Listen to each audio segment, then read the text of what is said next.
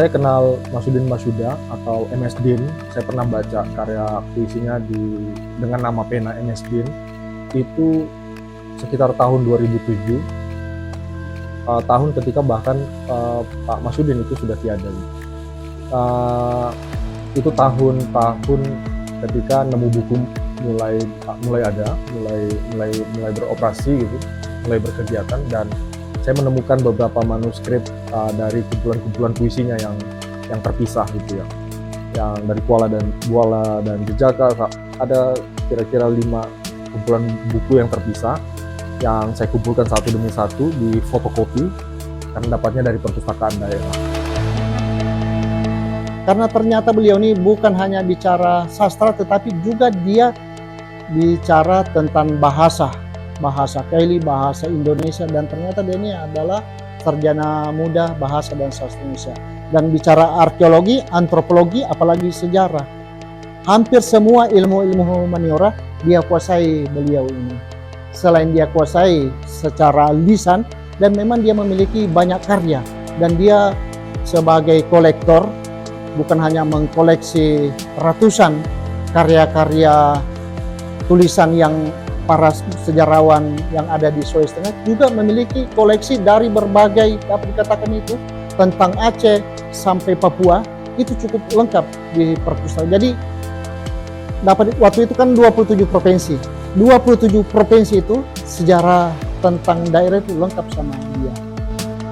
Beliau memberi kepercayaan saya untuk mengumpulkan karya-karyanya, walaupun sayang sekali karya-karyanya kita kumpulkan satu buku itu, nanti beliau setelah almarhum, kalau tidak salah itu tahun 2020 baru bisa tercapai.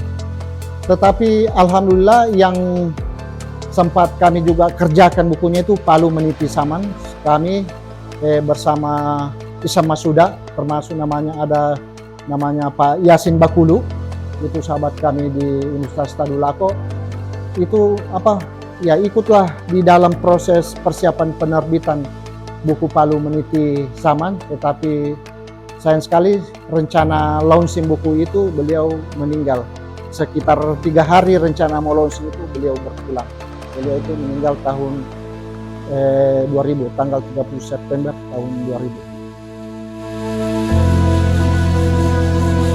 Arti penting Masudin dan karya-karyanya di masa sekarang itu jadi sangat besar buat saya, dan tantangannya adalah menghadirkan karya besar yang pernah dicatatkan oleh Masudin ini ke generasi sekarang. Teman-teman muda yang kita sebut generasi milenial dan generasi Z gitu ya, Gen Z. Tantangannya adalah menghadirkan catatan-catatan etnografi yang panjang dan mendalam itu, dan karya-karya puisi dia ke ruang yang hari ini itu akrab dengan generasi muda hari ini ya, yang kita sebut Gen Z sama Gen milenial itu. Itu tantangannya hari ini. Kenapa dia jadi penting dan menantang? Karena anak-anak muda itu harus tahu tentang kebudayaan Sulawesi Tengah, dan khususnya tentang kebudayaan Kaili yang menjadi fokus dan lokus utama dalam etnografi, catatan etnografi Masudin Masuda. Di bidang sastra, teman-teman masa sekarang, di generasi yang sekarang itu akan mengenal tidak saja Hairil Anwar. Misalnya kalau teman-teman kenal ada Hairil Anwar, penyair romantis kayak Hairil Anwar, atau Subagio Sastrowardoyo, atau yang belakangan kita kenal misalnya Sapardi Djoko Damono, W.S. Rendra. Kita harus mengenal kita punya penyair romantik yang pernah hidup di dekat dari kita di Palu ini, namanya Masudin Masuda. Itu kenapa sebaiknya kita mengenal orang ini tidak saja sebagai sastrawan, penyair, tapi juga pencatat kebudayaan atau etnograf gitu ya. Jadi dua catatan penting dari perjalanan hidup Masudin Masuda itu menjadi tantangan kita untuk dihadirkan ke teman-teman yang hari ini tuh mainannya itu media sosial gitu ya. Itu yang jadi penting hari-hari sekarang. Dan festival sastra Tadulako No Tutura itu saya pikir jadi medium yang baik untuk memperkenalkan karya-karya maestro ini ke generasi yang sekarang.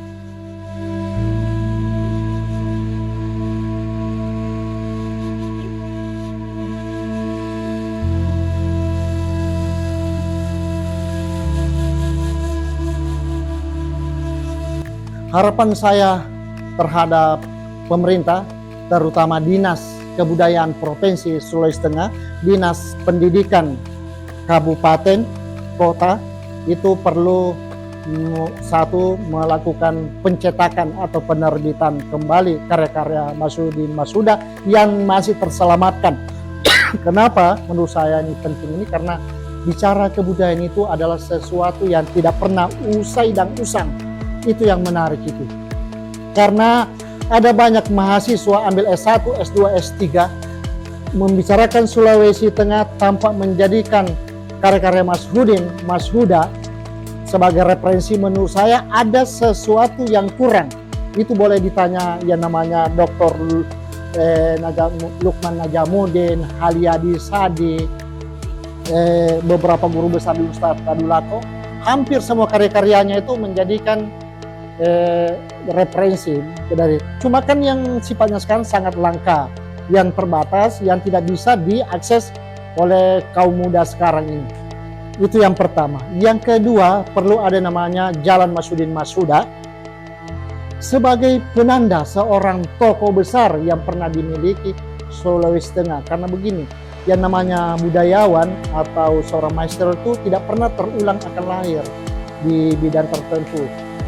Sama dengan Hasan Baswan, Alimin Lasasi, tokoh yang sesaman yang masing-masing memiliki bidang perlu diberi semacam penghargaan. Karena terus terang Pak Masudin salah satu tokoh, selama ini penghargaan itu hanya dalam bentuk kertas-kertas piagam yang menurut saya itu ya sebatas itu, tetapi tidak menjadi memori kolektif.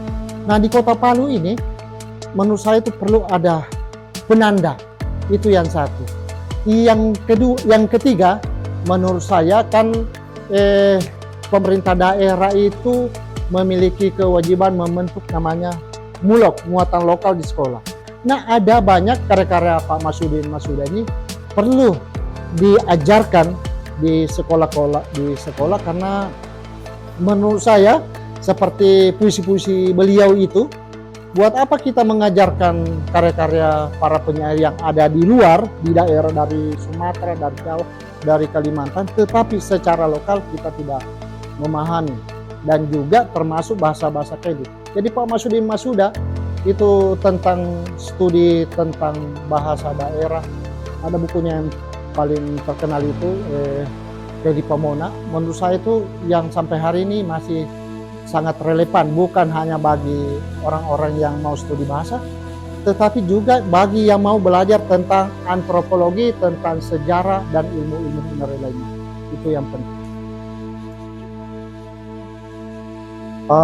Saya pikir pemerintah daerah, kota, kabupaten, provinsi itu sudah punya ikhtiar ya untuk menghadirkan pemikir-pemikir kebudayaan ini, baik penulis atau seniman misalnya, karena dia sebagai seniman pertunjukan misalnya yang melakukan seni pertunjukan gitu ya.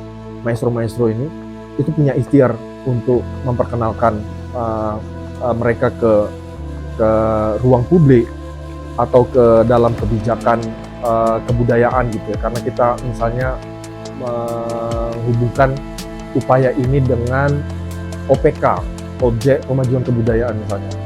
Negara lewat pemerintah daerah, provinsi, kabupaten, kota itu juga saya yakin teman-teman dari pemerintah pusat yang punya lembaga vertikal dan berkantor misalnya di daerah ya, di ibu kota provinsi. Misalnya kita punya Balai Pelestarian Kebudayaan, kita punya Balai Bahasa yang juga punya concern sama upaya memperkenalkan para maestro atau pemikir kebudayaan gitu. Jadi ikhtiar ini sudah ada dan saya pikir besar gitu ya yang diberikan.